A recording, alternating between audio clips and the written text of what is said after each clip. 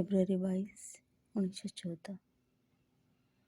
ଶୈଶବରେ ଯେତେବେଳେ ମୋର ବୟସ 13 ବର୍ଷ ହୋଇଥିଲା, ପ୍ରାୟ 1 ବର୍ଷ ଧରି ପ୍ରତିଦିନ ରାତ୍ରିରେ ମୁଁ ବିଛଣା ଧରିବା ମାତ୍ରେ ମୋର ମନେ ହେଉଥିଲା ମୁଁ ଯେପରି ମୋ ଶରୀରରୁ ବାହାରି ଆସି ସିଧା ଉପରକୁ ଉଠି ଯାଉଛି, ଘର ଓ ସହରକୁ ଅତିକ୍ରମ କରି ବହୁ ଊର୍ଦ୍ଧ୍ୱକୁ ଉଠି ଯାଉଛି।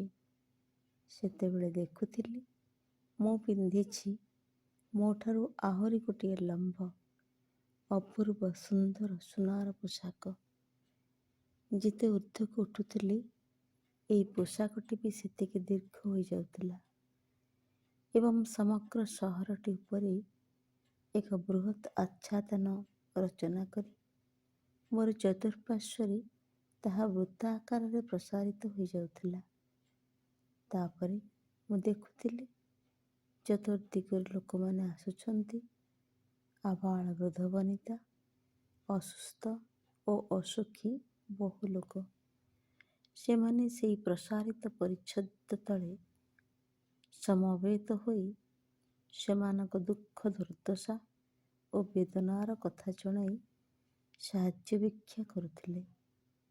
ପ୍ରତ୍ୟୁତ୍ତରରେ ସେହି ନମନୀୟ ଓ ଜୀବନ୍ତ ପୋଷାକଟି ଦୀର୍ଘ ହୋଇ ସେମାନଙ୍କ ଭିତରୁ ପ୍ରତ୍ୟେକ ବ୍ୟକ୍ତିଙ୍କ ଆଡ଼କୁ ପ୍ରସାରିତ ହୋଇଯାଉଥିଲା ଏବଂ ସେମାନଙ୍କୁ ସ୍ପର୍ଶ କରିବା ମାତ୍ରେ ସେମାନେ ସାନ୍ତ୍ୱନା ପାଉଥିଲେ, ସୁସ୍ଥ ହୋଇ ଉଠୁଥିଲେ ଏବଂ ପୂର୍ବାପେକ୍ଷା ଅଧିକତର ସୁଖୀ ଓ ସବଳ ହୋଇ ସେମାନଙ୍କ ଶରୀର ମଧ୍ୟରେ ପୁନଃ ପ୍ରବେଶ କରୁଥିଲେ।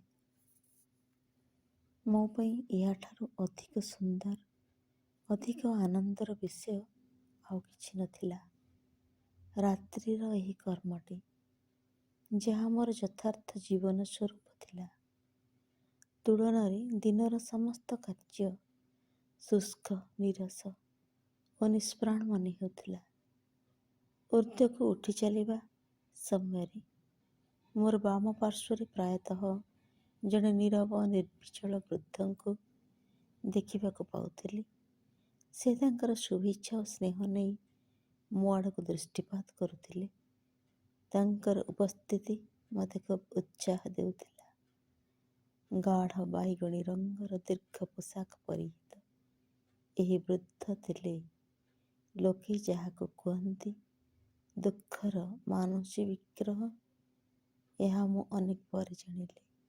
ସେହି ଗଭୀର ଉପଲବ୍ଧି, ସେହି ଅନିର୍ବାଚନୀୟ ସତ୍ୟ ବର୍ତ୍ତମାନ ମୋ ଚିନ୍ତା କ୍ଷେତ୍ରରେ ଅନ୍ୟ ଧରଣର ରୂପ ନେଇଛି, ତାହା ମୁଁ ଏହି ଭାବରେ ବ୍ୟାଖ୍ୟା କରିପାରେ। ଦିବସ ଓ ରାତ୍ରିରେ ଅନେକ ଥର ମନେ ହେଉଥିଲା ମୁଁ ଅର୍ଥାତ୍ ମୋର ସମସ୍ତ ଚେତନା ମୋର ହୃଦୟ କେନ୍ଦ୍ରରେ କେନ୍ଦ୍ରୀଭୂତ ହୋଇଛି।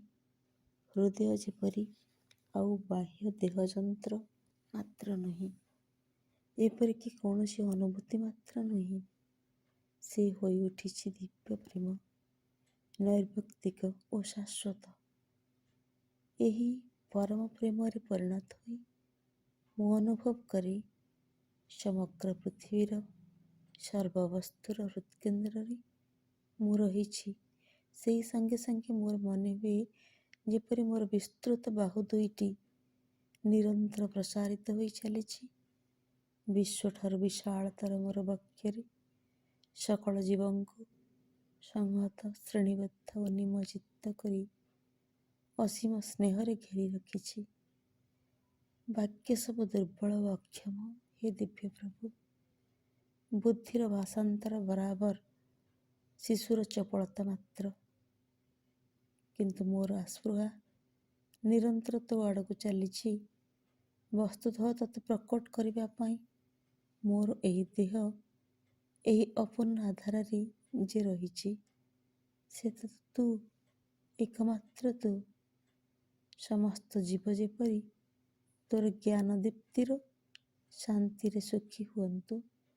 ସମସ୍ତ ଜୀବ ଯେପରି ତୋର ଜ୍ଞାନ ଦୀପ୍ତିର ଶାନ୍ତିରେ ସୁଖୀ ହୁଅନ୍ତୁ।